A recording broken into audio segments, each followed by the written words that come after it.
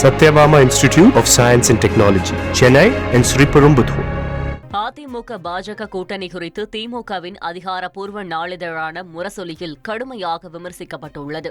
ஆமாம், மிரட்டல்தான் என்ற தலைப்பில் முரசொலி நாளிதழில் வெளிவந்துள்ள கட்டுரையில் 2026ஆம் ஆண்டு மட்டுமல்ல 2031ஆம் ஆண்டும் பாஜகவுடன் கூட்டணி இல்லை என்று எடப்பாடி பழனிசாமி சொன்னதாகவும், இத்தகைய சூழலில்தான் பழனிசாமியின் உறவினர்களுக்கு சொந்தமான 26 இடங்களில் ரெய்ட் நடந்ததாகவும் தெரிவிக்கப்பட்டுள்ளது.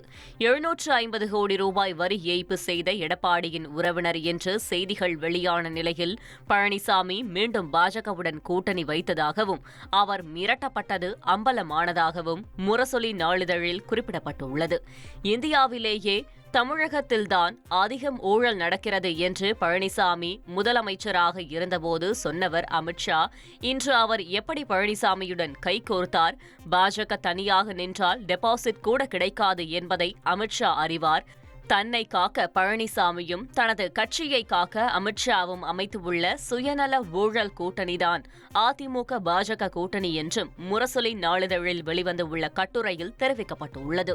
தமிழகத்தின் நிதி நிலைமை மிகவும் கவலைக்குரியதாக உள்ளதாகவும், மாநில அரசின் கடன் சுமை அதிகரித்துள்ளதாகவும் எதிர்க்கட்சித் தலைவரும் அதிமுக பொதுச் செயலாளருமான எடப்பாடி பழனிசாமி குற்றம் சாட்டியுள்ளார். இதுகுறித்து அவர் வெளியிட்டுள்ள அறிக்கையில் திமுக அரசின் 4 ஆண்டுகால ஆட்சியை கடுமையாக விமர்சித்துள்ளார். கடன் வாங்குவதில் முதன்மை மாநிலமாக திகழ்வதாகவும், மத்திய அரசிடமிருந்து நிதி பெறுவதில் தாமதம் ஏற்பட்டுள்ளதாகவும், உள்கட்டமைப்பு திட்டங்களுக்கு நிதி ஒதுக்கீட்டில் குறைபாடு ஆகியவை மாநில வளர்ச்சியை பெரிதும் பாதித்துள்ளதாகவும் குற்றம் சாட்டியுள்ளார். தொடர்ந்து கொலைகள், ஜாதி மோதல்கள், பாலியல் வன்கொடுமைகள், தனியாக வசிக்கும் முதியோர்கள் குறிவைத்து தாக்கப்படுதல், கொலை செய்யப்படுதல் போன்ற சட்டவிரோத சம்பவங்கள் அதிகரித்துள்ளதாகவும் எடப்பாடி பழனிசாமி தெரிவித்துள்ளார். Satyabama Institute of Science and Technology, Chennai and Sriperumbudur.